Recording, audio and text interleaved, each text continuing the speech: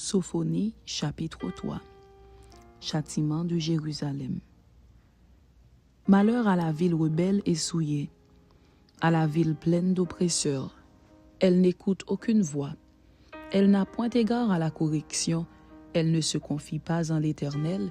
Elle ne s'approche pas de son Dieu. Ses chefs au milieu d'elle sont des lions rugissants. Ses juges sont des loups du soir qui ne gardent rien pour le matin. Ses prophètes sont téméraires, infidèles. Ses sacrificateurs profanent les choses saintes, violent la loi. L'Éternel est juste au milieu d'elle. Il ne commet point d'iniquité. Chaque matin, il produit à la lumière ses jugements sans jamais y manquer. Mais celui qui est inique ne connaît pas la honte. J'ai exterminé des nations, leurs tours sont détruites. J'ai dévasté leurs rues, plus de passants. Leurs villes sont ravagées, plus d'hommes, plus d'habitants. Je disais, si du moins tu voulais me craindre, avoir égard à la correction, ta demeure ne serait pas détruite. Tous les châtiments dont je t'ai menacé n'arriveraient pas. Mais ils se sont hâtés de pervertir toutes leurs actions.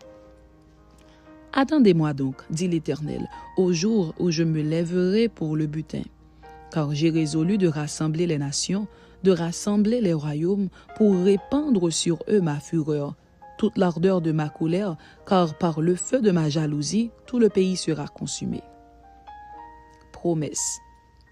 Alors je donnerai au peuple des lèvres pures, afin qu'ils invoquent tous le nom de l'Éternel pour le servir d'un commun accord.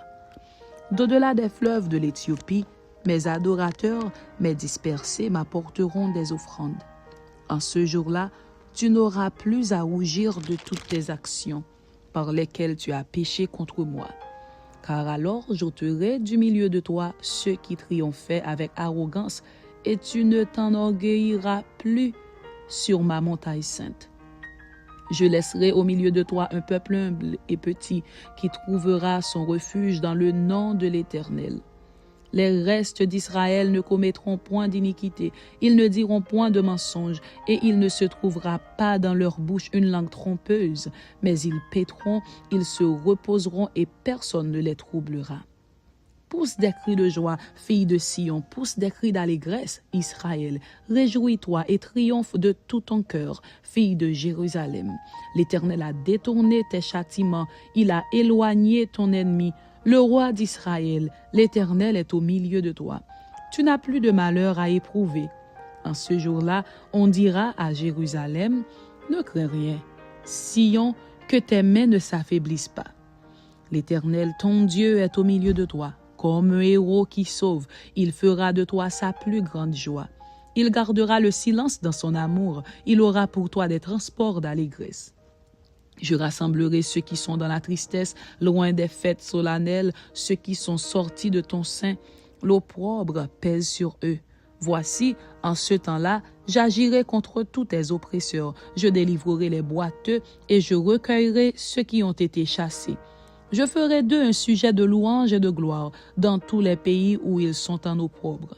En ce temps-là, je vous ramènerai. En ce temps-là, je vous rassemblerai. Car je ferai de vous un sujet de gloire et de louange parmi tous les peuples de la terre quand je ramènerai vos captifs sous vos yeux, dit l'Éternel. Amen. C'était Sophonie, chapitre 3. Ainsi se termine la lecture du livre de Sophonie. Que Dieu vous bénisse. Amen.